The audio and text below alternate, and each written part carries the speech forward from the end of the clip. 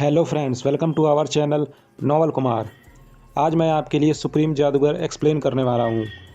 Video को शुरू करने से पहले वीडियो को लाइक ज़रूर करें और चैनल को सब्सक्राइब करना बिल्कुल भी ना भूलें। मैं नहीं चाहती कि तुम अनावश्यक जोखिम उठाओ। हमने अतीत में तीनों अनडेड कोड्स के साथ बातचीत की है, इसलिए मैं कम से कम तुम्हें अप्रस्तुत न रहने देने और तुम्हारी मदद कर सकती हूँ, सिल्फा ने आगे कहा। किसी पर तब तक भरोसा न करें जब तक उन्होंने आपको अपना आतिथ्य हॉस्पिटैलिटी नहीं दिया हो। यह उनकी सबसे पवित्र शपथ है और एकमात्र ऐसी शपथ है जिसे वे नहीं तोड़ेंगे।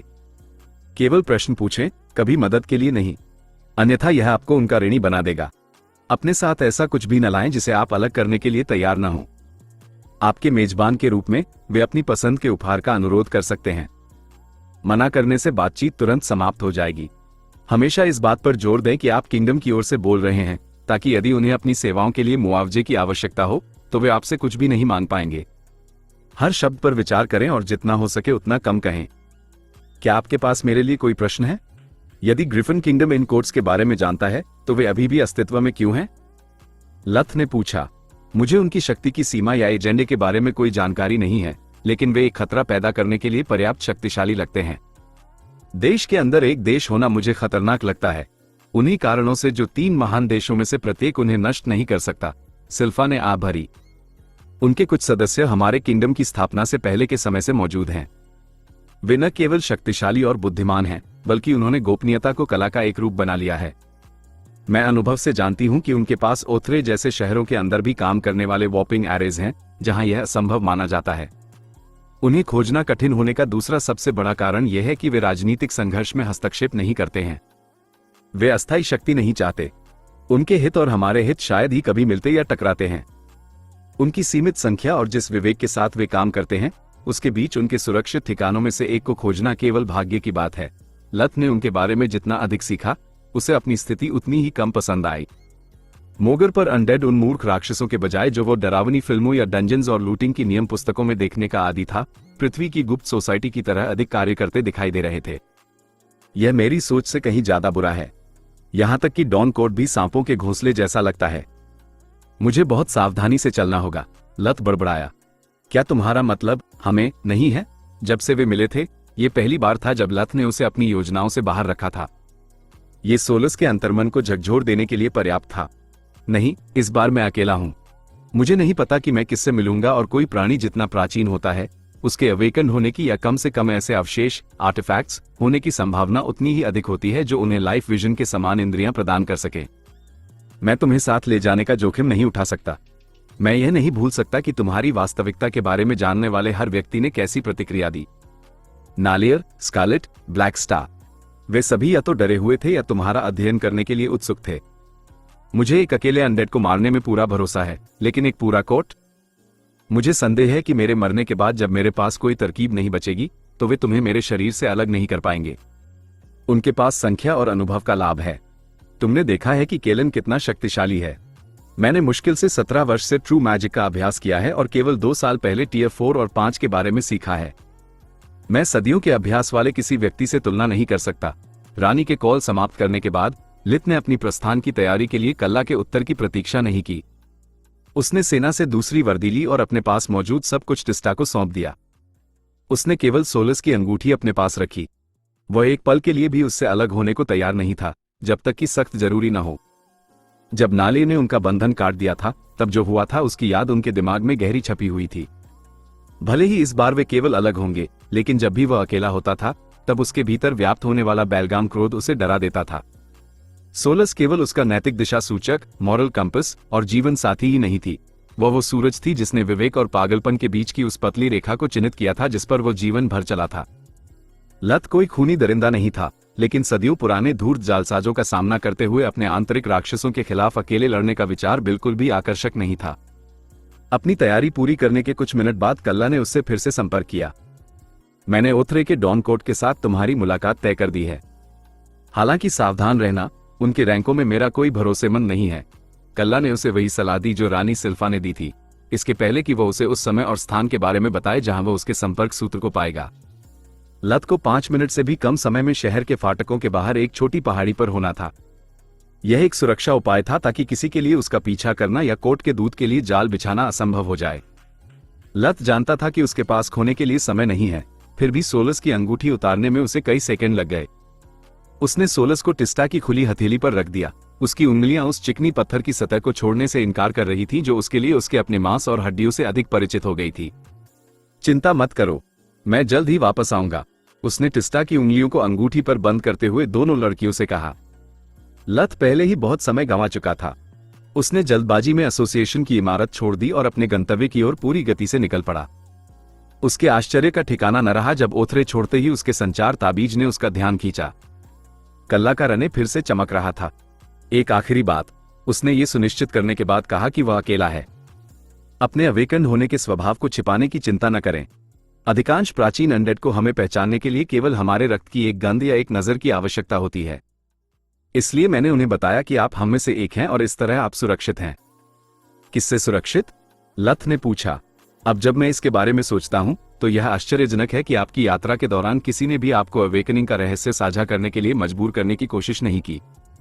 मैं समझ सकता हूं कि अनडेड में भाईचारे की गहरी भावना होती है, लेकिन बुरे लोग हर जगह होते हैं।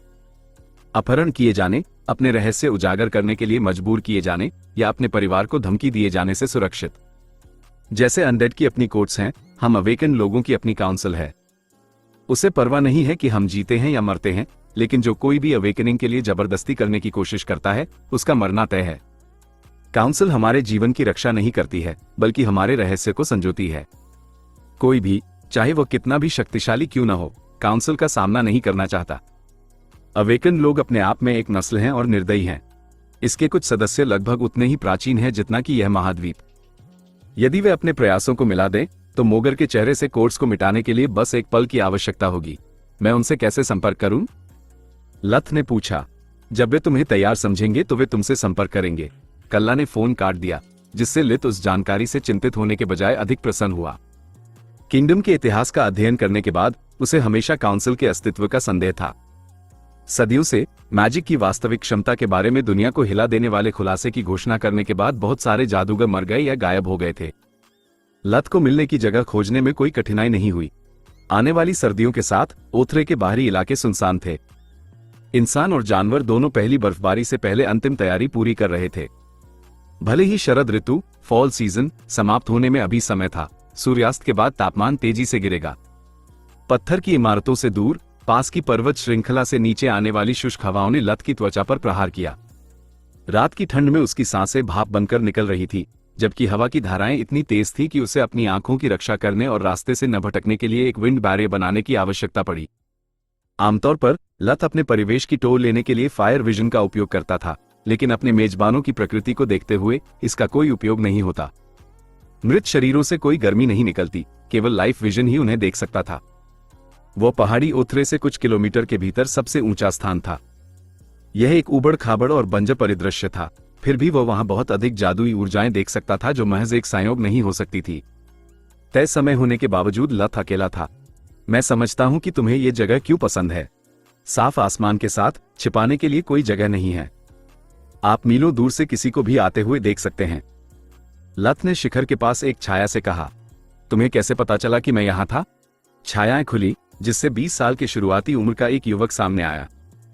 वह एक सामान्य इंसान था जिसकी ऊंचाई और कद औसत था। हवा ने उसके भूरे बालों को बिखेर दिया था, जबकि उसकी गहरी हरी आंखों ने केवल आश्चर्य दिखाया। मैजिक, लथ ने उत्तर दिया। युवक ने जो काली केप पहनी थी वो उसे तब तक अंधेरे में मिला देती थी जब तक वो स्थिर रहता, लेकिन कपड़े की जादुई आभा, मैजिकल ऑरा, लाइफ विजन के लिए पूरी तरह से दिखाई दे रही थी। मुझे अपना आमंत्रण दिखाओ। उस व्यक्ति ने लत की उकसावे वाली बात को नजरअंदाज कर दिया और एक दयालु, भारी आवाज में बात की। लत ने अपनी बाईं हथेली उठाई और उसमें कुछ माना भेजा। कुछ सप्ताह पहले कल्ला ने उसे जो रून्स दिए थे उनसे सफेद रोशनी निकली। युवक ने उन्हें करीब से देखने के लिए लत का हाथ पकड़ा। संपर्क होते ही उसका शरीर कांप उठा। केप ने उसे ठंड से लत की रेंजर वर्दी से भी बेहतर तरीके से बचाया, लेकिन वह हत्या के इरादे, किलिंग इंटेंट के खिलाफ कुछ नहीं कर सकती थी। लत को छुए जाने से नफरत थी और सोलस के बिना उसके हिंसक स्वभाव को शांत करने वाला कोई नहीं था। वह जरा से उकसावे पर अजनबी को मारने के लिए तैयार था। उसने पहाड़ी के रास्ते में कई मंत्र बुने थे और वे सभी अब उसकी त्वचा को चुभ रहे थे, जिन्हें केवल लत की इच्छाशक्ति ने रोक रखा था। वह उनका खतरा था जिसे वह महसूस कर रहा था। लत इसके बजाय झील की सतह की तरह शांत था। उसकी आंखें माना से जल रही थी क्योंकि उसने लाइफ विजन के साथ अजनबी की सिर से पांव तक जांच की थी। केप के अलावा उसके पास केवल उसकी छाती की जेब के अंदर एक मंत्रमुग्ध वस्तु थी। हथियार के लिए उसकी आभा बहुत कमजोर थी। कुछ सेकंड के बाद युवक ने सिर हिलाया और लत का हाथ छोड़ दिया। उसने अपनी जेब से एक छोटा माना स्टोन निकाला और उसे जमीन के एक छेद में रख दिया। दर्जनों रून्स ने पहाड़ी के शिखर को रोशन कर दिया, जबकि लत की विस्फारित आंखों के सामने 2 संकेंद्रित जादुई घेरे, मैजिक सर्कल्स, बन गए। मैं जादुई घेरों को पहचानता हूं, यह एक वॉपिंग अरे है। फिर भी यह लाइफ विजन की पहचान से बच गया। लानत है, काश सोलस यहां होती। उसे यहां क्या हो रहा है ये समझने में कोई समस्या नहीं होती। ये जानते हुए कि वह बाद में उसकी सभी यादों तक पहुंच पाएगी, लत ने अपने मेजबान पर नजर रखते हुए वह सब कुछ याद रखने की कोशिश की जो वह कर सकता था। 1 मिनट रुको, उसने सोचा जब अरे पूरी तरह से बन गया। रून्स जमीन छोड़ चुके थे और अब हवा में तैर रहे थे। मैं उनमें से कुछ रून्स को पहचानता हूं। ये वही है जो उपचार के देवता, गॉड ऑफ हीलिंग, की वेदी पर खुदे हुए थे। लत ने याद करने की कोशिश की कि क्या वेदी में कोई खांचा, सॉकेट था, लेकिन उसके दिमाग में केवल धूल और मकड़ी के जाले आए। वो छोटी छोटी बातों पर ध्यान देने के लिए सोलस की सहायता पर बहुत अधिक निर्भर रहने का आदी था। इस जगह को याद रखने की जहमत न उठाएं, युवक ने कहा, लत के जादुई निर्माण को घूरने के कारण को गलत समझते हुए। संभावना है कि हमारे जाने के बाद अरे नष्ट हो जाएगा। इंसानों पर भरोसा नहीं किया जा सकता। उसके आखिरी वाक्य में नफरत झलक रही थी। किसी भी अन्य क्षण में लत ने दोनों के इंसान होने के बारे में एक तीखी टिप्पणी की होती। सोलस के बिना वो केवल इस बारे में सोच सकता था कि वह सारी बकवास कितनी उबाऊ थी और उसकी गर्दन तोड़ने की इच्छा को दबा सकता था। वो जादुई निर्माण के अंदर युवक के पीछे हो लिया और एक भव्य रूप से सजे हुए कमरे के भीतर प्रकट हुआ। इसमें कोई खिड़की नहीं थी, जिससे लत के लिए उनके नए स्थान को समझना असंभव हो गया। फर्नीचर नक्काशीदार लकड़ी से बना था, जबकि सजावट के सामान, फूलों के बर्तनों से लेकर बुक एंड्स तक, ठोस कीमती धातुओं से बने थे। हवा उन फूलों की मीठी सुगंध से भरी थी जो उसने पहले कभी नहीं देखे थे। फिर भी लत निश्चित था कि वह भूमिगत है। जब से उसने ब्लू कोर को परिष्कृत किया था, उसका शरीर स्वाभाविक रूप से आसपास की विश्व ऊर्जा, वर्ल्ड एनर्जी, को भीतर खींचता था। वायु और पृथ्वी माना के बीच असंतुलन ने उसे बताया कि कमरा टनों चट्टानों से घिरा हुआ था। उसने लाइफ विजन का उपयोग करना जारी रखा, ये देखते हुए कि जांचने के कई अज्ञात एरेस कमरे को ढके हुए थे। उसने ये जांचने के लिए फर्स्ट मैजिक का उपयोग किया कि क्या कोई तत्व बाधित है। उसके आश्चर्य का ठिकाना न रहा जब सब कुछ ठीक काम कर रहा था, यहां तक कि गुरुत्वाकर्षण और आयामी जादू, डायमेंशनल मैजिक भी। इतने घबराए हुए होने की कोई जरूरत नहीं है। अवेकन्ड वहन। लत अचानक उस स्त्री स्वर के स्रोत की ओर मुड़ा। ये शहद जैसा मीठा और आनंददायक लग रहा था, जैसा कि केवल पहला प्यार हो सकता है। ये 20 साल के अंत की एक लाल बालों वाली महिला की आवाज थी। वो लगभग 1.7 मीटर 5 फीट 7 इंचेस लंबी थी। उसने चमकदार लाल सिल्क सैटिन इवनिंग ड्रेस पहनी थी जो उसकी पीली त्वचा और कोमल अंगों पर जोर दे रही थी। उसके पन्ने, एमरल्ड के जेवर उसकी हरी आंखों से मेल खा रहे थे, जिससे वे और भी चमकदार लग रहे थे। मैं सिला एक ना हूं, डॉन कोर्ट की डचेस। मैं अपनी रानी की ओर से आपका तब तक के लिए अपना आतिथ्य प्रदान करती हूं जब तक आप हमारे बीच रहना चाहें। हमारे साथ उसी सम्मान के साथ व्यवहार करें जैसा हम आपको देंगे और हमारे बीच कोई शत्रुता नहीं होगी। लत ने उसके शब्दों को नजरअंदाज कर दिया और लाइफ विजन के साथ उसे घूरने लगा। वो कैलन से कमजोर थी, इसलिए उसे यकीन था कि जरूरत पड़ने पर वह उसे मार पाएगा। न तो उसकी सती दयालुता और न ही उसके द्वारा दिखाया जा रहा सौंदर्य उसे प्रभावित कर सका। जीवन में उसे फ्रिया से कहीं कम सुंदर माना जाता, लेकिन अंडेत ने उसे चिकने, नाजुक नैन नक्श दिए और उसके शरीर को सुडौल बनाए रखा। उसकी हर हरकत सुंदर और कामुक थी, फिर भी लत जानता था कि वह एक शिकारी की उपस्थिति में है। मैं महामहिम की सेवा का ग्रेट मेज लत वहन हूं। मैं ग्रिफन किंगडम के रॉयल कोर्ट की ओर से बोलता हूं और कार्य करता हूं। मैं आपके आतिथ्य के लिए आपको धन्यवाद देता हूं और मुझे आशा है कि यद्यपि हम अजनबियों के रूप में मिलते हैं, हमारे रास्ते दोस्तों के रूप में अलग होंगे।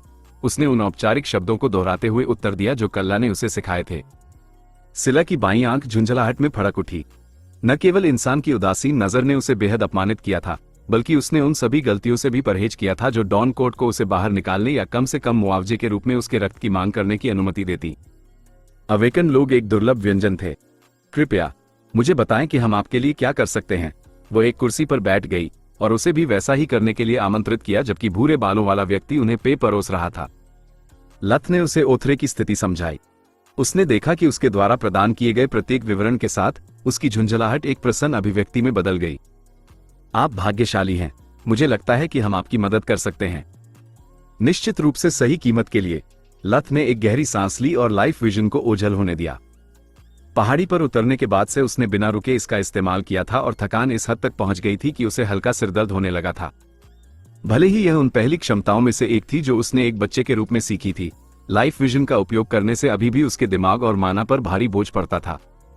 सामान्य मंत्रों के विपरीत लाइफ विजन लथ के कोर रिफाइनमेंट के साथ विकसित हुआ। वो जितना शक्तिशाली होता गया, लाइफ विजन उतने ही अधिक विवरण उजागर करता गया। वो अब प्राकृतिक प्राणियों द्वारा उत्पन्न माना धाराओं को पढ़ने, एरेज बनाने वाले रून्स को देखने में सक्षम था, भले ही वे अदृश्य हों, और दूर से मंत्रमुग्ध वस्तुओं के बारे में बुनियादी जानकारी इकट्ठा कर सकता था। न केवल माना की खपत अधिक थी, बल्कि संवेदी अधिभार, सेंसरी ओवरलोड से बचने के लिए भी बहुत अधिक ध्यान देने की आवश्यकता थी। मोगर पर हर चीज में माना था, जिससे लिथ को बेकार की जानकारी को छानने के लिए मजबूर होना पड़ता था। यह कार्य विशेष रूप से तब कठिन था जब वो बहुत सारे मजबूत जादुई संकेतों की उपस्थिति में होता था। अपनी मेजबान कमरे और उसके एरेस का अध्ययन करते हुए हर समय अपनी सुरक्षा बनाए रखने ने उसे इन्विगरेशन का उपयोग करने की आवश्यकता की कगार पर ला दिया था। दुर्भाग्य से वो इसे वहन नहीं कर सकता था। लथ ने पहले ही एक बार परफेक्ट कारपेंटर के खिलाफ लड़ाई के बाद ठीक होने के लिए और दूसरी बार अपने साथियों को बचाने के लिए इसका इस्तेमाल किया था। प्रत्येक उपयोग के साथ इन्विगरेशन उसे कम और कम ऊर्जा प्रदान करता। रात अभी बाकी है। सबसे पहले मुझे डॉन कोड से निपटना है, फिर हमें मनोहर को बचाने की जरूरत है, और अंत में कठपुतली मास्टर को खत्म करना है। मेरी किस्मत को देखते हुए मुझे अपना रास्ता खून, फौलाद और जादू से बनाना होगा। लथ ने आह भरी। आपके प्रस्ताव के लिए धन्यवाद, लेकिन किंगडम इस खतरे से अपने दम पर निपटने में सक्षम है। मैं आपके पास इस उम्मीद में आया हूं कि आप जो कुछ भी जानते हैं वह मेरे साथ साझा करेंगे। क्राउन आपकी सहायता के लिए आपको पर्याप्त मुआवजा देगा। लथ ने रानी की चेतावनियों को ध्यान में रखा और समय टालने लगा।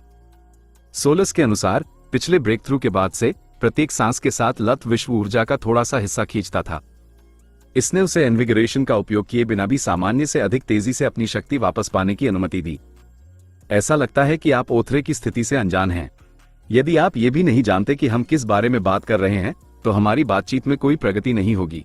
सिला का व्यावसायिक रवैया ताजी हवा के झोंके की तरह था अब जब उसने चुलबुलापन बंद कर दिया था।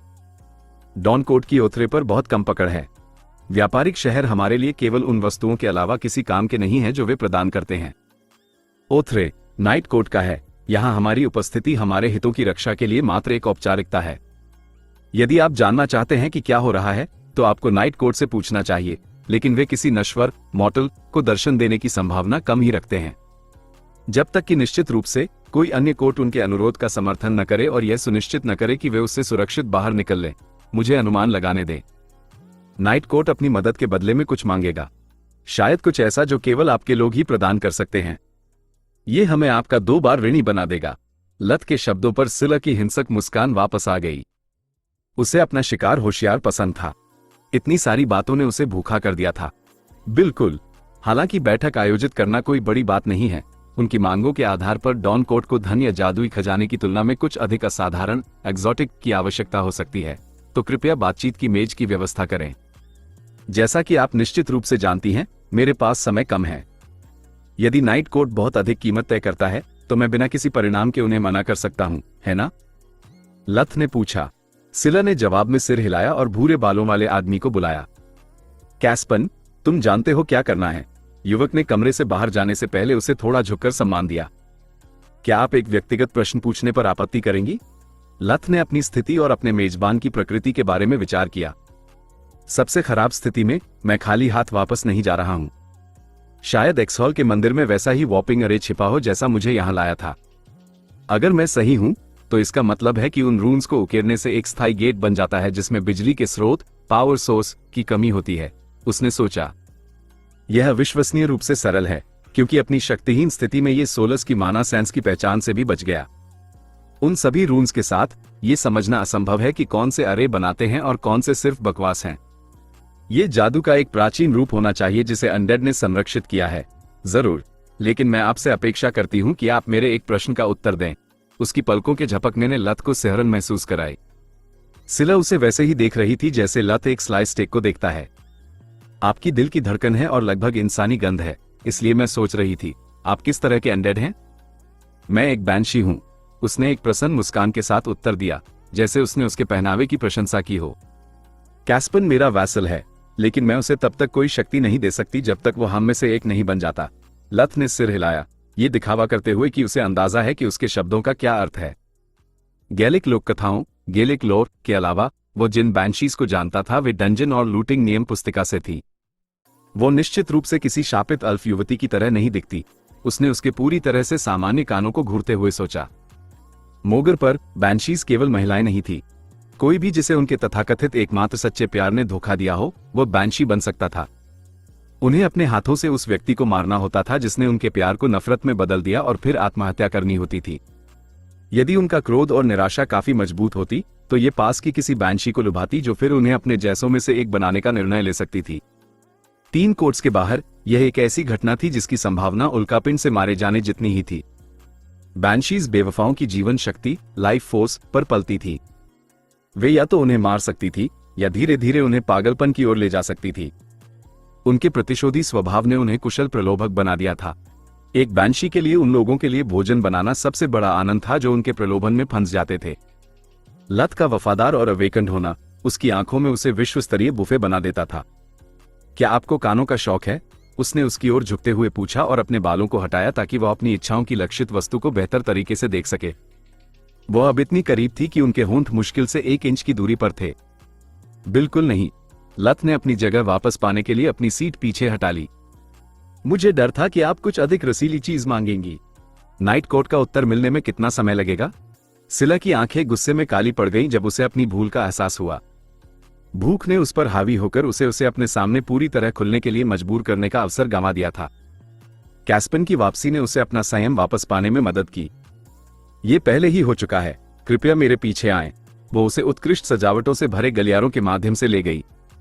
फर्श या दीवारों का 1 इंच भी ऐसा नहीं था जो शानदार कालीनों, सुनहरे कढ़ाई वाले टेपेस्ट्री और चित्रों से ढका न हो जो इतने सुंदर थे कि लथ जैसे कला की उपेक्षा करने वाले व्यक्ति को भी उन्हें उत्कृष्ट कृति के रूप में पहचानने में कोई समस्या नहीं हुई।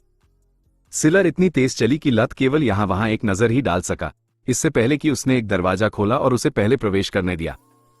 कमरे को भरने वाली माना की मात्रा ने लिथ को लगभग अंधा कर दिया, जिससे उसे एक हाथ से अपनी आंखों को ढकने के लिए मजबूर होना पड़ा। उसकी परेशानी का स्रोत मेरी सभी वस्तुओं की जादुई प्रकृति नहीं थी, काले मोहंगनी की गोल मेज से लेकर रेशम से ढकी आरामदायक कुर्सियों तक। नहीं, यह उस क्षेत्र को घेरे हुए घनी संतुलित एरेस थी। लथ ने रॉयल पैलेस की अपनी यात्राओं के दौरान इससे कहीं अधिक खराब चीजें देखी थी। केलन उसके सामने गोल मेज के दूसरी ओर बैठा था और कायापलट किया हुआ अकाउंट जॉल्वर अपने मास्टर के ठीक पीछे खड़ा था। मेज के बाईं ओर एक ढाल जैसी आकृति बैठी थी जिसके सड़े हुए मांस और धूल भरे कपड़ों के बावजूद एक ऐसी आलीशान ऑरा निकल रही थी जैसी लथ ने पहले कभी नहीं देखी थी। वो प्राणी उसकी लाइफ विजन को एक सूर्य की तरह दिखाई दे रहा था, जिससे लथ के लिए उसकी प्रकृति को अवेकंड और लिच के रूप में पहचानना आसान हो गया। सिटी ऑफ ओथरे मेज एसोसिएशन की बैठक। लथ को गए हुए 2 घंटे से थोड़ा ही ज्यादा समय हुआ था, लेकिन उसका थोड़ा सा सामान टिस्टा की बाहों में पहले से ही पत्थरों की तरह भारी लगने लगा था। वो समय समय पर उन पर इन्विगरेशन का उपयोग करती, उनके इम्प्रिंट का उपयोग करके खुद को आश्वस्त करती कि उसका भाई अभी भी जीवित है। जिरनी उसके लिए चिंतित नहीं थी, फिर भी उसकी आंखें गेटकीपर के म्यान वाले रूप से हटने से इनकार कर रही थी जो उसके सामने मेज पर रखा था।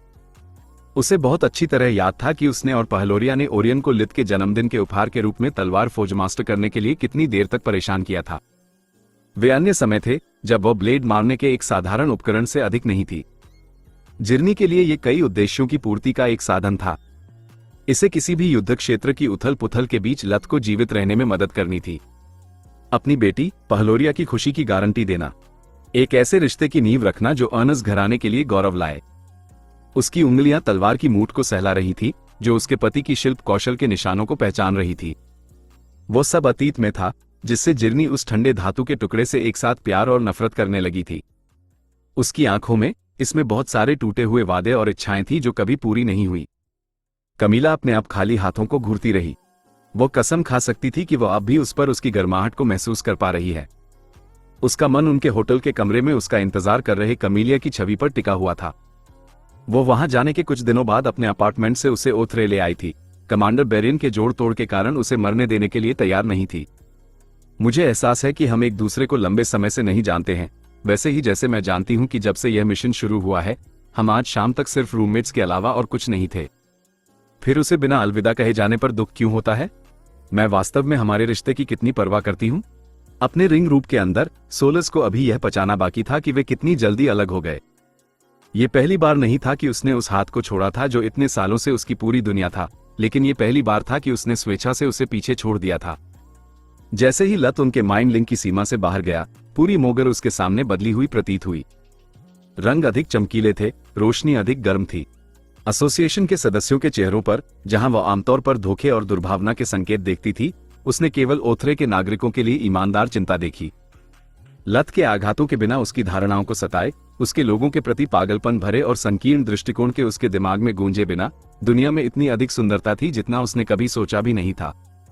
फिर भी इसने उसे कोई खुशी नहीं दी। अपने साथी के बिना भविष्य की खुशी के सभी वादे खाली लग रहे थे। उसका पत्थर का शरीर अब एक जेल था। वो बाहरी दुनिया को देख सकती थी, लेकिन वो कुछ भी महसूस नहीं कर सकती थी। एक मूक गवाह।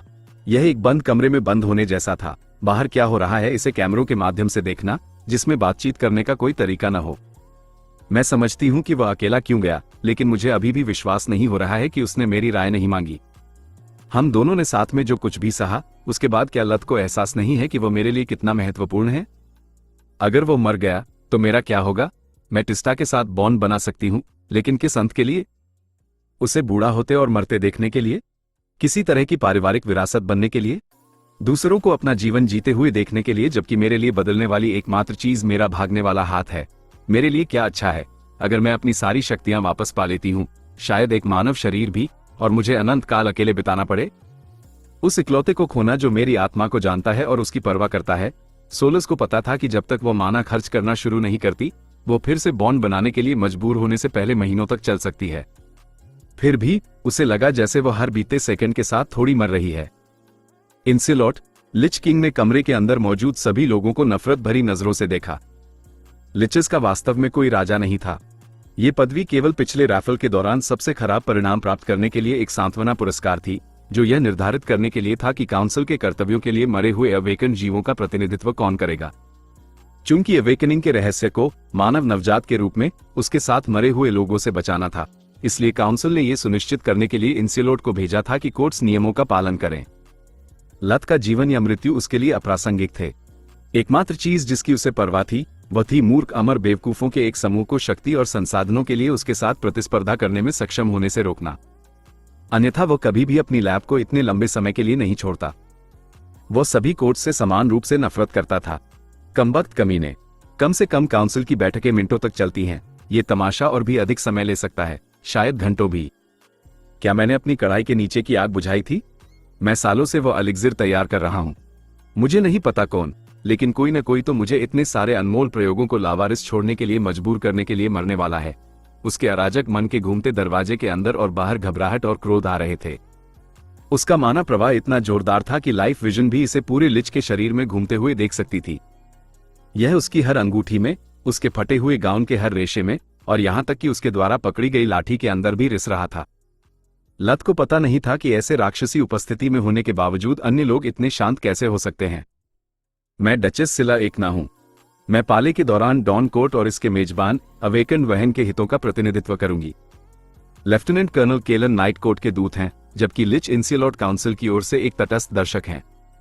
बंशी ने पहले लिच को और बाद में कैलन को एक शालीन शिष्टाचारपूर्ण झुककर अभिवादन किया।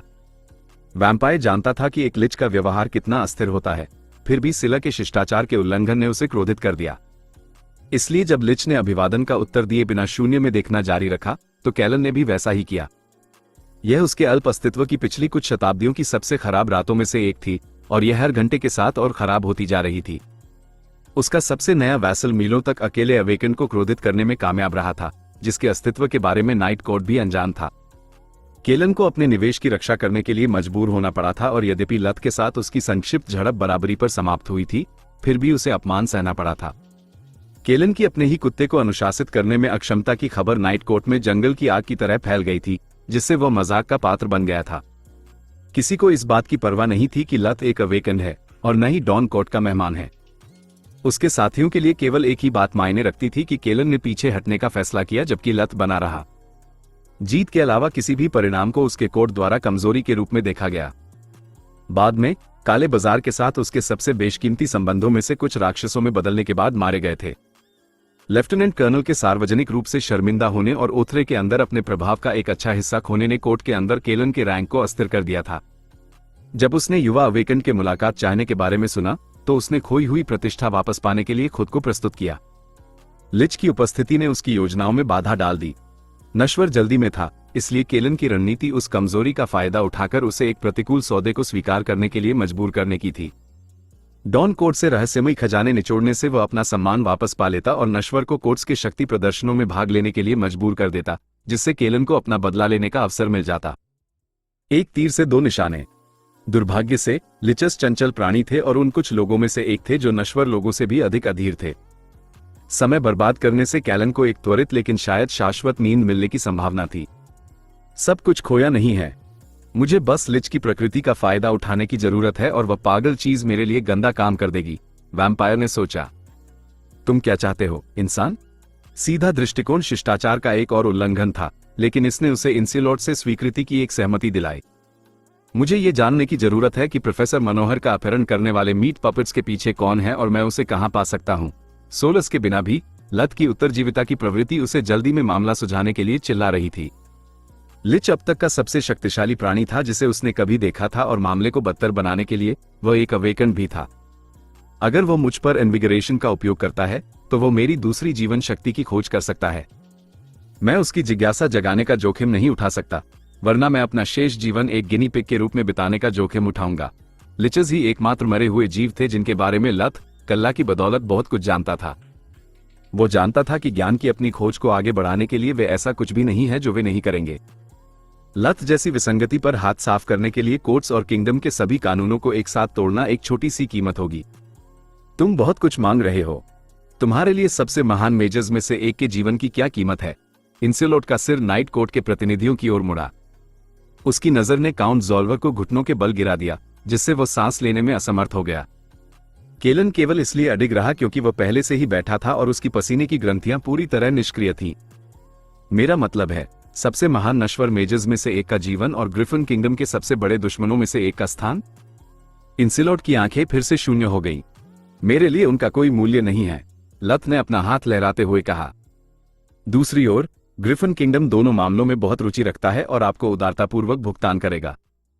यदि प्रदान की गई जानकारी विश्वसनीय है तो बिल्कुल। यह मवेशी बाजार नहीं है जहां आप कीमत चुकाने से पहले जानवर की जांच कर सकें। केलन की आवाज ने उसकी झुंझलाहट को पूरी तरह से छुपा लिया। इंसान खेल के कम से कम कुछ नियमों से वाकिफ था। फिर मैं प्रोफेसर मनोहर के ठिकाने के लिए समझौता करूंगा, लित ने उत्तर दिया। यदि पहली जानकारी सच साबित होती है तो किंगडम दूसरी भी खरीद लेगा। लत ने शांत होने का नाटक किया, लेकिन वह वास्तव में काफी घबराया हुआ था। धत तेरे की, मैं काफी अच्छा वार्ताकार हूं, लेकिन केवल तब तक जब तक मुझे पता हो कि हम किस बारे में बात कर रहे हैं। अगर केलन स्मॉल वर्ल्ड जैसी कलाकृतियों की मांग करता है तो मुझे कोई अंदाजा नहीं है कि मनोहर के जीवन की तुलना में वे किंगडम के लिए कितनी कीमती हैं। मेरे मेजबान के अनुरोध के अनुसार मैंने अपना संचार ताबीज एसोसिएशन में छोड़ दिया है। मैं क्वीन से आगे के निर्देश नहीं मांग सकता और सिला पर भरोसा करना आसानी से उल्टा पड़ सकता है अगर वह मेरे अनुरोध को जानकारी के बजाय मदद मांगने के रूप में मानती है। ठीक है, केलन ने उत्तर दिया। हमारा अनुरोध sword of CFL, spell holding cube और निम्नलिखित सामग्रियों के लिए है। वैम्पायर द्वारा उसे थमाई गई सूची को पढ़ने से पहले ही लत का पोकर फेस ढह गया। स्वॉर्ड ऑफ सेफल पहले राजा वैलोरिन ग्रिफिन द्वारा सौंपी गई शाही निधियों में से एक थी, जबकि क्यूब को एक राज्य रहस्य होना चाहिए था, क्योंकि व्हाइट ग्रिफिन अकादमी की किसी भी फौज मास्टरिंग पुस्तक में इसका उल्लेख नहीं था। सामग्रियों की सूची छोटी थी, लेकिन लत के मन में वे वस्तुएं अमूल्य से लेकर क्या ये वास्तव में मौजूद है तक की श्रेणी में थी। ये दिनदहाड़े डकैती है अगर मैंने कभी देखी हो। क्या आप सहमत नहीं हैं, प्रिय डिचस? लत को उम्मीद थी कि राय मांगना जानकारी के रूप में गिना जाएगा। केवल बातों से मदद मिलने की संभावना कम थी, फिर भी कोशिश करने में कोई हर्ज नहीं था। बिल्कुल, उसने अपनी अभिव्यक्ति बदले बिना सिर हिलाया। वो चाहती थी कि इंसान ठगा जाए ताकि उसकी मदद करके वो उनकी संपत्ति में से एक बन जाए। यहां तक कि डॉन कोर्ट भी सिर्फ एक इंसान को काबू करने के लिए इतनी अनुचित कीमत नहीं चुका सकता था। ये पूरी इमारत उस कीमत से बहुत कम मूल्य की है जो तुम मांग रहे हो, केलन। कागज का टुकड़ा वापस करने से पहले लत ने उन सभी सामग्रियों को काट दिया जिनका वो मूल्यांकन करने में सक्षम नहीं था। जो बचा था वह भी व्हाइट ग्रिफिन के प्रकाश विभाग के वार्षिक बजट के कुछ गुना को कवर करने के लिए पर्याप्त था। कलाकृतियां बिक्री के लिए नहीं हैं। यह वह है जो मैं आपको दे सकता हूं। लत वास्तव में प्रस्ताव बढ़ाने के लिए तैयार था, लेकिन वह बातचीत के दौरान पर्याप्त गुंजाइश रखना चाहता था। क्या ये कोई मजाक है? क्रोध ने वैम्पायर के बेजान गालों पर कुछ रंग लौटा दिया। नहीं, यह मेरी उदारता है, लत ने उत्तर दिया। नाइट कोर्ट मेरा ऋणी है। जब आपके वैसल ने मेरे शिकार को चुराने की कोशिश की और फिर मेरे द्वारा अपने संदर्भ दिखाने के बाद भी मुझ पर हमला किया, माना उसकी ओर प्रवाहित हुआ, जिससे कल्ला के रून्स प्रकट हुए। उनके मास्टर के रूप में आपको उनके कार्य की जिम्मेदारी लेनी चाहिए। मेरा प्रस्ताव स्वीकार करें, मुझे वो बताएं जो मैं जानना चाहता हूं, और मैं हमारे बीच के मामले को शांतिपूर्ण ढंग से सुलझा हुआ मानूंगा। लत ने ध्यान दिया कि कोर्ट्स के लिए औपचारिकताएं कितनी महत्वपूर्ण थी। उसे उम्मीद थी कि केलन के साथ उसकी पहली घटना उसे बढ़त दे सकती है। बिल्कुल इसके विपरीत, क्रोध गायब हो गया और वैम्पायर का स्वर पत्थर की तरह ठंडा हो गया। मेरे वैसल ने तुम्हारे साथ गलत किया, लेकिन तुम्हारी जवाबी कार्रवाई बहुत चरम थी। उसने ब्लड ब्लेसिंग द्वारा उसे प्रदान की गई अधिकांश क्षमताओं को खो दिया है और वह अब वैम्पायर में बदलने में सक्षम नहीं हो सकता है। मेरी कीमत उस मुआवजे को ध्यान में रखती है जो तुम पर मेरा बकाया है। इसे लो या छोड़ दो। यह एक झूठ था। ज़ोल्वर का ब्लड कोर बस कमजोर हो गया था, हालांकि नाइट कोर्ट में से कोई भी नहीं समझ पाया कि कैसे। केवल अवेकेंड और अबोमिनेशंस ही विभिन्न प्रकार के कोर्स के अस्तित्व और वे कैसे काम करते हैं इसके बारे में जानते थे। मेरा आप दोनों पर कुछ भी बकाया नहीं है। आपके वैसल ने मुझे और मेरी संपत्ति को नियंत्रित करने की कोशिश की, जबकि आपने मुझे ऐसी चोट पहुंचाई जिससे उन मांस के राक्षसों का सामना करते समय मेरी जान चली जाती। लत को अपना खुद का झूठ जोड़ने में कोई संकोच नहीं हुआ। सज्जनों, कृपया, सिला ने उनके झगड़े के बीच में हस्तक्षेप किया, अपने व्यक्तिगत मामलों को पाले से बाहर रखें, अन्यथा समझौते तक पहुंचने में घंटों लग जाएंगे। इंसिलोट शुरू होने से पहले ही उन सभी बातों से ऊब गया था, इसलिए जब उसने घंटों शब्द सुना तो उसका दिमाग उस दुस्वप्न से बाहर निकलने का रास्ता खोजने के लिए पूरी गति से घूमने लगा। दोनों पक्षों को एक दूसरे पर भरोसा करने के लिए बहुत बड़ा नुकसान हुआ है। इंसिलोट अपनी वापसी के बाद पहली बार बोला। कोर्ट्स के सम्मान संहिता के अनुच्छेद 4 के अनुसार शत्रुता को बढ़ने से रोकने के लिए फाउल मून करना आवश्यक है, ताकि रक्त को धो दे और शांति वापस आ सके। पूरे सम्मान के साथ, लॉर्ड इंसिलोट, अनुच्छेद 4 कहता है कि कोर्ट्स के सदस्यों के बीच एक अपूरणीय मतभेद के मामले में फाउल मून होना चाहिए। ये केवल एक अवेकेंड और नाइट कोर्ट के बीच एक व्यापार संधि है। सिला को घटनाओं का अचानक मोड़ पसंद नहीं आया। फाउल मून एक प्राचीन युद्ध परीक्षण था जिसे सदियों से लागू नहीं किया गया था। इसमें साथियों के बीच मृत्यु तक की लड़ाई की आवश्यकता थी, जिसका अर्थ था सिला और कैलन। उसका एक मामूली नश्वर के लिए अपना शाश्वत जीवन दांव पर लगाने का कोई इरादा नहीं था, चाहे वो कितना भी स्वादिष्ट क्यों न हो। तुम गलत हो। इंसिलोट ने एक ऐसी नजर के साथ फटकार लगाई जिसने आगे के किसी भी विरोध को शांत कर दिया। वे व्यापार पर चर्चा नहीं कर रहे हैं, वे क्षतिपूर्ति की मांग कर रहे हैं, क्योंकि मुझे अभी तक एक भी जवाबी प्रस्ताव सुनना बाकी है। अनुच्छेद 4, खंड 3, उप पैराग्राफ ए। यदि किसी कोर्ट का परिवीक्षाधीन सदस्य दूसरे के अतिथि पर हमला करता है, तो संघर्ष को उनके संबंधित कोर्ट्स तक फैलने से रोकने के लिए उन्हें द्वंद्व युद्ध में मिलना चाहिए, बशर्ते उनके दोनों संरक्षक उनकी जगह लेने के लिए तैयार न हों। लिच वास्तव में सही था। यह एक अस्पष्ट उपधारा थी जिसे दुखद रूप से कभी रद्द नहीं किया गया था। उम्मीद थी कि लॉर्ड इंसिलोट फाउल मून का प्रस्ताव रख सकते थे, लेकिन केवल पीड़ित पक्षों में से एक को अपनी जान जोखिम में डालने का अधिकार था। लत ने सिला से पूछा, हमारे सम्मानित अतिथि किस बारे में बात कर रहे हैं? संक्षेप में कहें तो, यदि तुम जीतते हो तो तुम्हें वह मिलता है जो तुम चाहते हो और कुछ भी भुगतान नहीं करना पड़ता। यदि वो जीतता है तो तुम मर जाते हो और उसे तुम्हारी लाश को एक ट्रॉफी के रूप में रखने को मिलता है। इंसिलोट ने उसे जवाब देने का मौका दिए बिना बीच में टोक दिया। मुझे उनमें से किसके खिलाफ जीतना है? लत ने वैम्पायर और उसके वैसल की ओर इशारा किया। प्रोटो वैम्पायर के खिलाफ। इंसिलोट ने काउंट ज़ोल्वर को दीवार से चिपकाने और किसी भी संदेह को दूर करने के लिए स्पिरिट मैजिक का उपयोग किया। मैं इसे स्पष्ट रूप से समझ लूं, आपकी लिचता। अगर मैं उस बेचारे नामात्र के रईस को मार देता हूं, तो उसका मास्टर मुझे वो जानकारी देगा जिसकी मुझे जरूरत है ना? इंसिलोट ने सिर हिलाया। क्या होगा अगर केलन मुझसे बदला लेने का फैसला करता है? यह सब बहुत आसान लग रहा था। लत सुरक्षित पक्ष पर रहना पसंद करता था। यदि वो मुकाबले के परिणाम को अनदेखा करने का निर्णय लेता है, तो उसे अपनी जान दांव पर लगानी होगी। फाउल मून एक पवित्र अनुष्ठान है। तुम्हारे खिलाफ साजिश रचना एक अभूतपूर्व उल्लंघन होगा। उसके विश्वासघात को उजागर करने वाला उसका कोई भी अधीन नाइट कोर्ट के भीतर उसकी स्थिति प्राप्त करने का हकदार होगा, जबकि उसके वरिष्ठ जो उसके उत्थान से डरते हैं, उसे मारने और उसके संसाधनों को आपस में बांटने के लिए अधिकृत होंगे। तो मुझे उसके सम्मान जैसी अविश्वसनीय चीज पर भरोसा नहीं करना है, बल्कि नाइट कोर्ट के भीतर और बाहर उसके प्रतिद्वंद्वियों के लालच पर भरोसा करना है। लत ने सोचा, ये बहुत ज्यादा नहीं है, लेकिन मेरे पास क्या विकल्प है? मैं क्वीन के लिए एक सटीक बहाने के बिना खाली हाथ नहीं जा सकता। मुझे सूचीबद्ध सामग्रियों में से कुछ का मूल्य नहीं पता है, लेकिन मुझे पूरा यकीन है कि रॉयल्स मनोहर को खोना पसंद करेंगे बजाय ताज के गहने देने के। देर सबेर एक आदमी मर जाता है, जबकि एक कलाकृति हमेशा के लिए रहती है। क्या होगा अगर? लेफ्टिनेंट कर्नल केलन, यदि आप मुझे अपनी क्वीन को कॉल करने की अनुमति देते हैं तो मैं उनसे पूछूंगा कि मैं आपको क्या प्रस्ताव दे सकता हूं ताकि दोनों पक्ष परिणाम से संतुष्ट हों।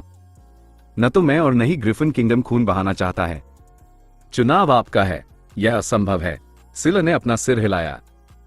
ताबीज और उनकी कॉल्स को ट्रेस किया जा सकता है। ये डॉन कोर्ट को खतरे में डाल देगा और नाइट कोर्ट के पास तुम्हें कोई ढील देने का कोई कारण नहीं है। न केवल तुम मेरी उदारता को अस्वीकार करते हो, बल्कि तुम इस तरह बोलने की हिम्मत भी करते हो जैसे तुम मुझ पर कोई एहसान कर रहे हो। या तो तुम्हारे पास हमारी शर्त को स्वीकार करने का अधिकार है या नहीं। नाइट कोर्ट का शुरू से ही ग्रिफिन किंगडम की मदद करने का कोई इरादा नहीं था। अनुचित मांगे उन पर हार हार की स्थिति थोपने के लिए थी। यदि लत स्वीकार करता तो क्राउन कमजोर हो जाता और इसके लिए उसे दोष देता, जबकि नाइट कोर्ट अपने हाथ का विवरण साझा करके ही शक्ति में वृद्धि करता। यदि वो मना करता तो किंगडम अपना रॉयल हीलर खो देता, उनका दुश्मन भाग जाता और लत को अक्षम करार दिया जाता। कैलन ने यह सुनिश्चित किया था कि उसके दुश्मन के लिए कोई सुखद अंत न हो। इंसान की किस्मत खराब है। लिच वही कर रहा है जिसकी मुझे उम्मीद थी, और सिला या तो बोलने से बहुत डर रही है या वह भी उसे मेरी तरह ही कोने में धकेलना चाहती है। वो मन ही मन मुस्कुराया। कैलन के अहंकार ने लित को अपने विकल्पों के बारे में फिर से सोचने पर मजबूर कर दिया। उसे पता होना चाहिए कि मैं उसके गुर्गे से कहीं ज्यादा मजबूत हूं। फिर भी उसे बचाने के लिए इतनी मेहनत क्यों करनी जब उसे इस तरह दूर ही फेंकना है? लत ने सोचा। डचेस, फाउल मून के नियम क्या हैं? वो ये समझना चाहता था कि क्या शक्तिशाली उपकरणों के साथ जादुई कौशल के अंतर को दूर किया जा सकता है, क्योंकि लत के पास उसके कपड़ों के अलावा कुछ नहीं था। ये शुद्ध पराक्रम की प्रतियोगिता है। किसी भी हथियार या सुरक्षा की अनुमति नहीं है। यदि तुम जीतते हो तो कैलन अपनी जान जोखिम में डाले बिना तुम्हें या आपकी संपत्ति को नुकसान नहीं पहुंचा पाएगा, लेकिन यदि तुम हारते हो तो तुम एक भयानक मौत मरोगे, उसने उत्तर दिया। भले ही लत जाल को देख नहीं पा रहा था, फिर भी वह उसे सूंघ सकता था। यह सब बहुत आसान था। चाहे मैं कैलन के लूट वाले सौदे को स्वीकार करूं या अस्वीकार करूं, सेना और एसोसिएशन में मेरा करियर खत्म हो जाएगा। फाउल मून वास्तव में एक साथ दो समस्याओं का समाधान करता है। हर रात अपनी पीठ देखने की तुलना में एक ही प्रतिद्वंद्वी का डटकर सामना करना कहीं बेहतर है। मैं अभी उस वैम्पायर को मारने के लिए पर्याप्त मजबूत नहीं हूं। चूंकि मैं उसे मुझे अकेला छोड़ने के लिए मजबूर नहीं कर सकता, कम से कम इस तरह से मैं उसे नाइट कोर्ट के अन्य सदस्यों की मदद से मुझ पर हमला करने से रोक सकता हूं और उसे अच्छी तरह डरा सकता हूं। काउंट ज़ोल्वर, मैं तुम्हें फाउल मून के लिए चुनौती देता हूं। जैसा कि उसे डर था, वैम्पायर और उसके वैसल दोनों के चेहरों पर एक कुटिल मुस्कान आ गई। तो दोस्तों, उम्मीद है आपको ये ऑडियो सीरीज़ पसंद आ रही होगी। अगर आपको वीडियो अच्छी लगे तो वीडियो को लाइक ज़रूर करें और हमारे चैनल नोवेल कुमार को सब्सक्राइब करना बिल्कुल भी ना भूलें। तो चलिए वीडियो को कंटिन्यू करते हैं।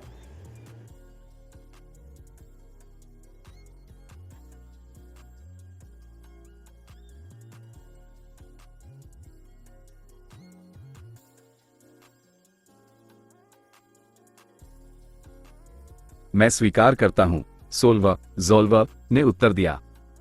फिर भी मैं अपने प्रतिद्वंद्वी का मुकाबला नहीं कर पा रहा हूं, इसलिए मैं एक चैंपियन के लिए अनुरोध करता हूं।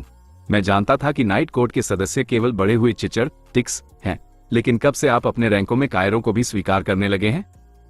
इंसिलोट ने जानबूझकर लत को धोखा नहीं दिया था। उसके मन में किसी चुनौती से भागना अक्षम्य बात थी। उसके शब्दों ने उनके चेहरों से मुस्कान मिटा दी, जबकि लित के दिमाग ने आखिरकार कड़ियों को जोड़ लिया। रुको, क्या साथियों के बीच लड़ाई का मतलब कोर्ट में समान रैंक या समान शक्ति है? उसने पूछा।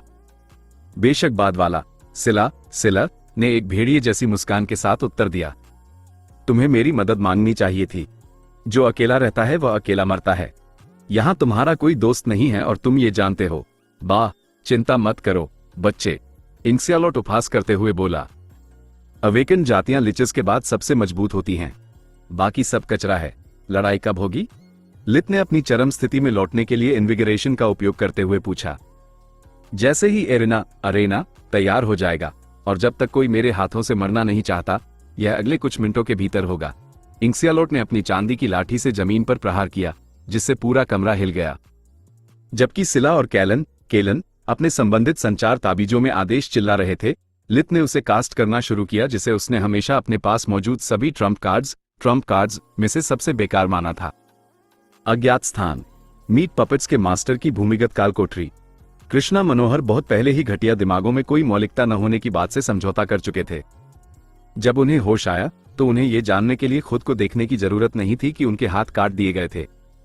प्रोफेसर अपने शरीर को इतनी अच्छी तरह से जानते थे कि उन्होंने महसूस किया कि जैसे ही उन्होंने अपनी आंखें खोली, उनका संतुलन पूरी तरह बिगड़ गया था। उनकी कमर दीवार से जंजीर से बंधी थी और उनके पैर भी। जिस कमरे में वे फंसे थे वह अपनी जटिलता में एक चमत्कार था। दीवारें और फर्श धातु के बने थे।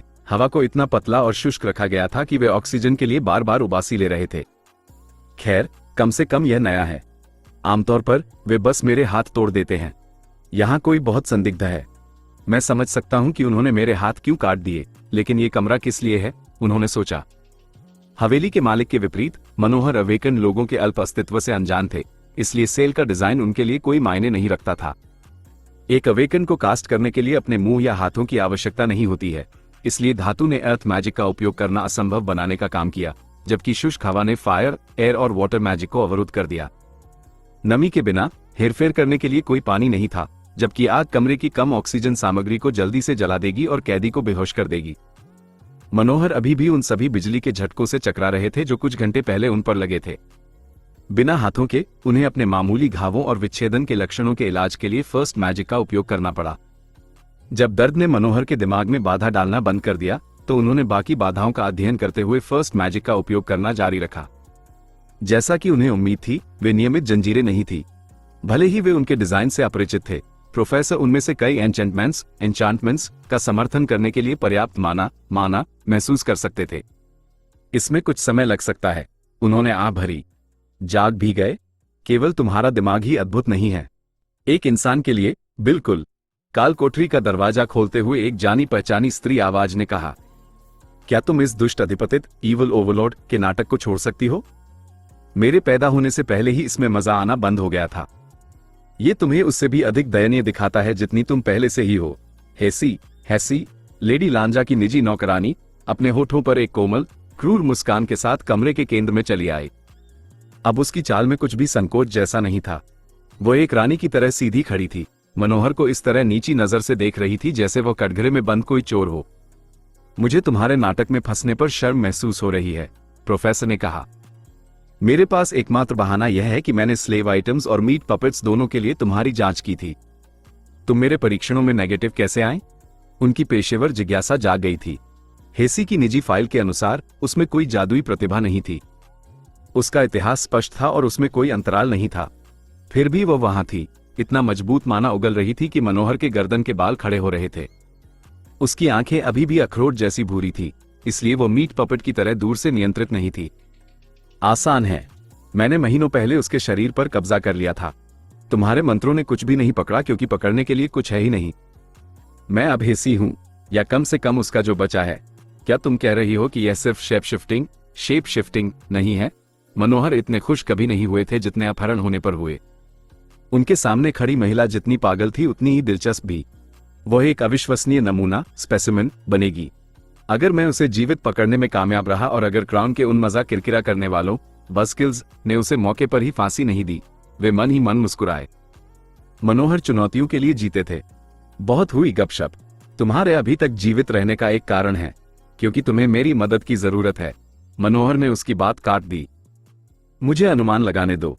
मुझे काम करते हुए देखने के बाद तुम समझ गई कि तुम्हारे तरीके कितने फूहड़ और कच्चे हैं, इसलिए तुम चाहती हो कि मैं तुम्हें सिखाऊं कि चीजों को ठीक से कैसे किया जाता है। हेसी की आंखें उन दरारों में सिमट गईं जो माना से लबालब थीं। तुम्हारी हिम्मत कैसे हुई मेरे काम को छोटा समझने की? तुम तुच्छ बोने। मेरी कला परिपूर्ण है, या बेहतर कहें तो इसे होना चाहिए था। मैं जानना चाहती हूं कि तुमने मेरे पपी को उसके मेजबान से जीवित कैसे निकाला।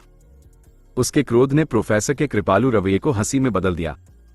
कला परिपूर्ण? क्या तुम वाकई में इतनी बड़ी बेवकूफ हो? तुम्हारा जादू सबसे अच्छा होने पर भी अव्यवस्थित है, अगर बेकार नहीं तो।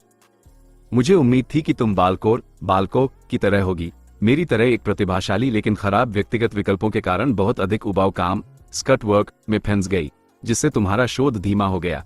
अगर तुम्हें लगता है कि वह कचरा पूर्णता है, तो तुम बमुश्किल 5वें साल के छात्र के स्तर पर हो। एक बार जब मैंने अपने डायग्नोस्टिक स्पेल का उपयोग किया, तो मुझे कम से कम 12 प्रमुख खामियां और नमूने को सुरक्षित रूप से निकालने के उतने ही तरीके मिले। वो भी तुरंत सोचने पर। मनोहर को इतनी घृणा महसूस हुई कि उन्होंने बात करना बंद कर दिया और मंत्रोच्चार शुरू कर दिया। तुम्हें क्या लगता है तुम क्या कर रहे हो? हेसी ने अपनी एक अंगूठी से डार्कनेस मैजिक का एक गोला छोड़ा, लेकिन मनोहर ने अपनी जंजीरों के बावजूद आसानी से उसे चकमा दे दिया। उनकी हलचल ने प्रकाश से बने हाथों के एक समूह को प्रकट किया जो उस क्षण तक प्रोफेसर की पीठ के पीछे छिपे रहे थे। मंत्रोच्चार समाप्त हुआ और जंजीरें धातु की खड़खड़ाहट के साथ जमीन पर गिर गईं। ये T4 forge master spell clean slate था, जो सेना के विशेषज्ञ वर्ग एसोसिएशन या मनोहर के मामले में रानी के दस्ते का एक विशेष मंत्र था। इसने लाइट और डार्कनेस मैजिक की एक संयुक्त पल्स उत्पन्न की जो जादुई वस्तु पर इम्प्रिंट को अस्थायी रूप से शॉर्ट सर्किट कर देगी। जंजीरों के मामले में मालिक के बिना ताला खुल गया। इससे पहले कि हेसी इस आश्चर्य से उबर पाती, बाएं हाथ ने एक मुक्का बनाया और उस पर एक मेढ़े रैम की तरह प्रहार किया, जिससे वह फर्श पर लुढ़क गई। आक्रमण के लिए इस्तेमाल किया गया लाइट मैजिक? यह असंभव है। हार्ड लाइट संरचना बनाने वाला फर्स्ट मैजिक मनोहर को अपने मंत्रों को चैनल करने की अनुमति देने के लिए पर्याप्त था, लेकिन उसकी आक्रामक शक्ति एक औसत आदमी की तुलना में केवल थोड़ी ही बेहतर थी। सिर्फ इसलिए कि एक बेवकूफ इसे नहीं कर सकता, इसका मतलब यह नहीं है कि कुछ असंभव है, मनोहर ने कहा, जबकि हेसी भय और विस्मय के मिश्रण के साथ उन्हें घूरती रही। जादू की शुरुआत से ही लाइट एलिमेंट को युद्ध में बेकार माना जाता था। इसमें कोई आक्रामक स्पेल नहीं थे और छोटे घावों को भरने के अलावा T4 से नीचे के स्पेल मरीजों पर जो थकावट पैदा करते थे, वो उन्हें एक दोधारी तलवार बना देती थी।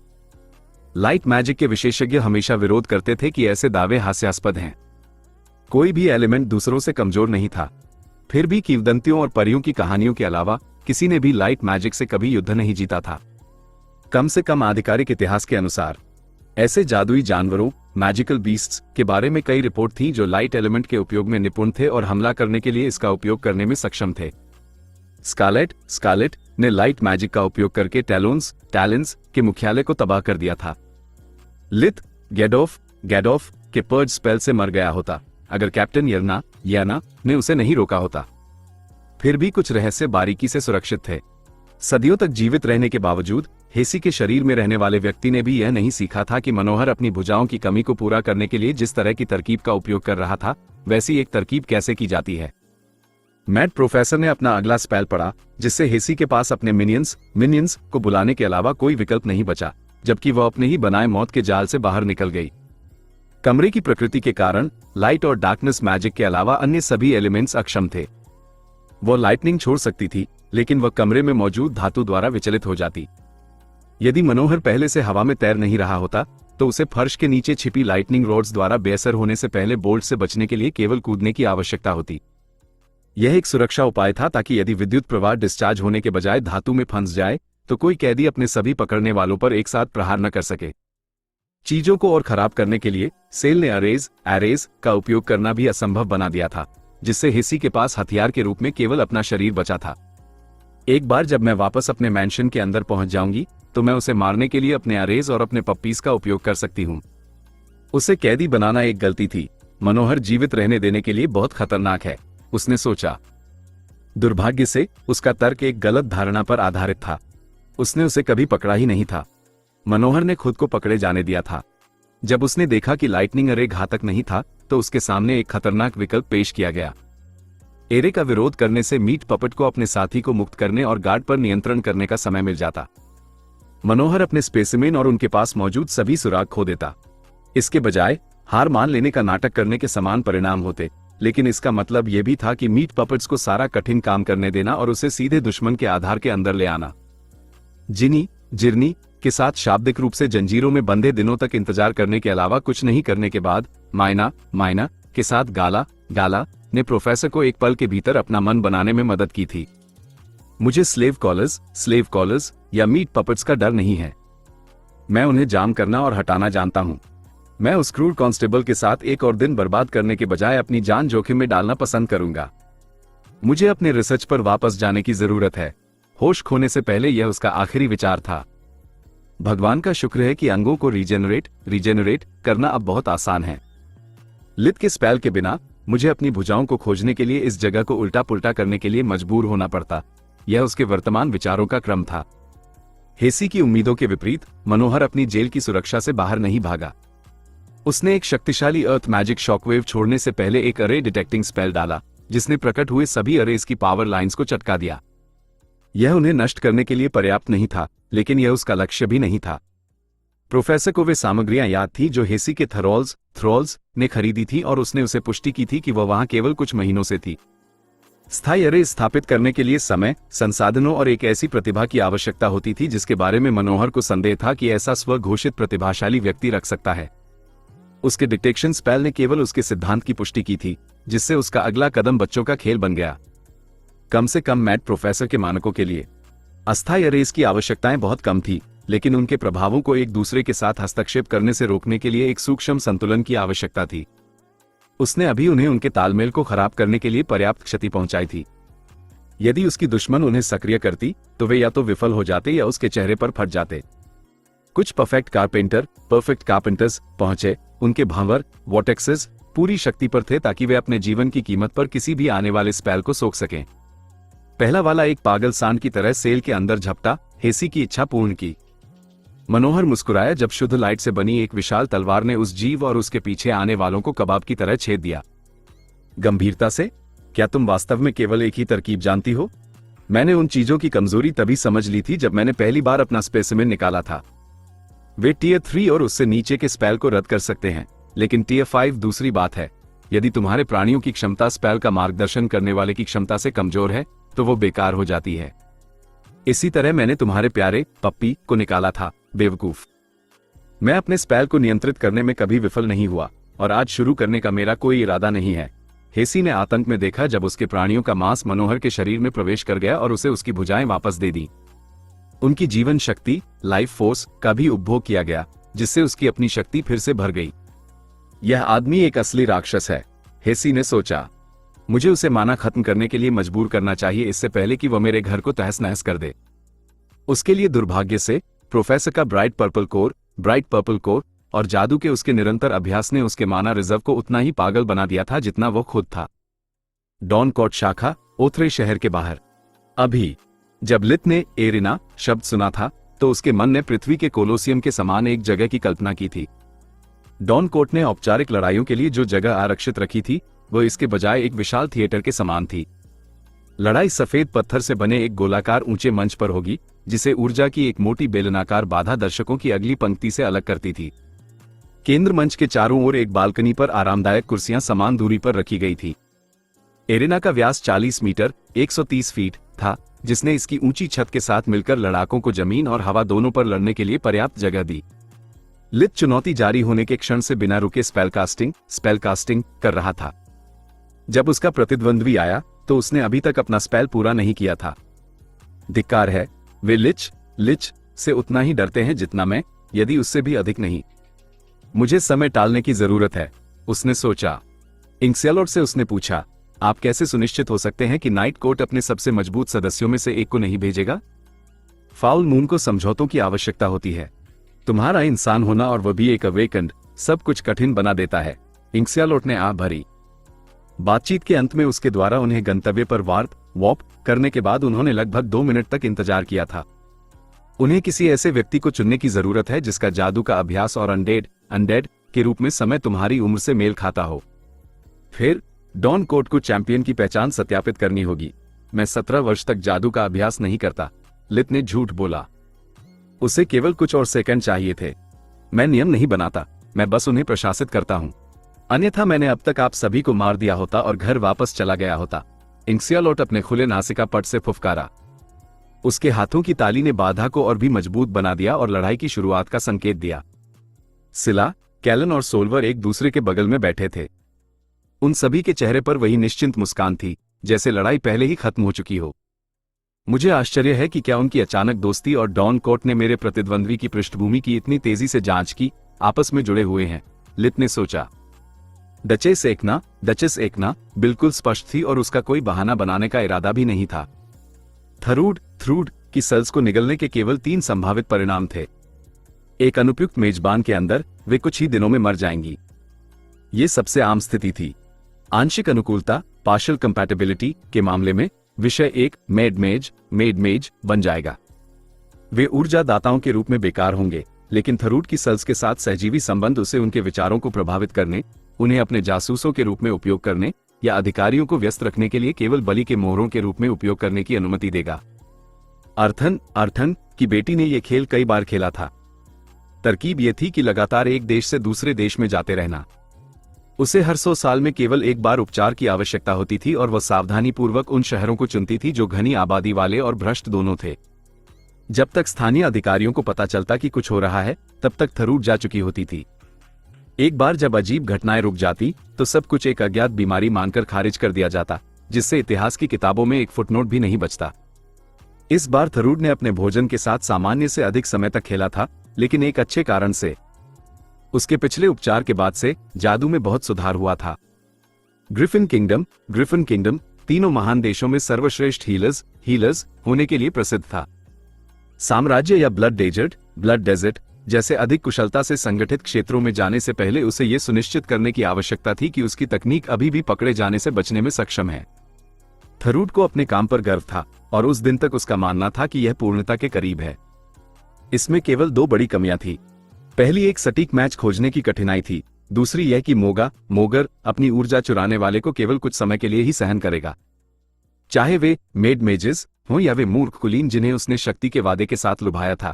यदि वे अपनी नई जादू क्षमताओं का उपयोग करने में बहुत लालची थे, तो मोगा को खुजली महसूस होगी और वह नीली रोशनी के स्तंभ के रूप में खुद को खुजलाएगा।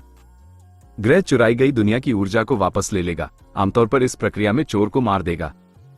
यदि किसी के पास अपना कर्ज चुकाने के लिए पर्याप्त माना नहीं होता, तो मोगा मुआवजे के रूप में उनके जीवन बल को भी ले लेता। कुछ मोहरों या कारपेंटर की मौत कोई बड़ी बात नहीं थी, लेकिन आसमान से नीले खंभे ऐसी चीज थी जिसे कोई भी नजरअंदाज नहीं कर सकता था। इसके अलावा उसकी योजना दोषरहित थी।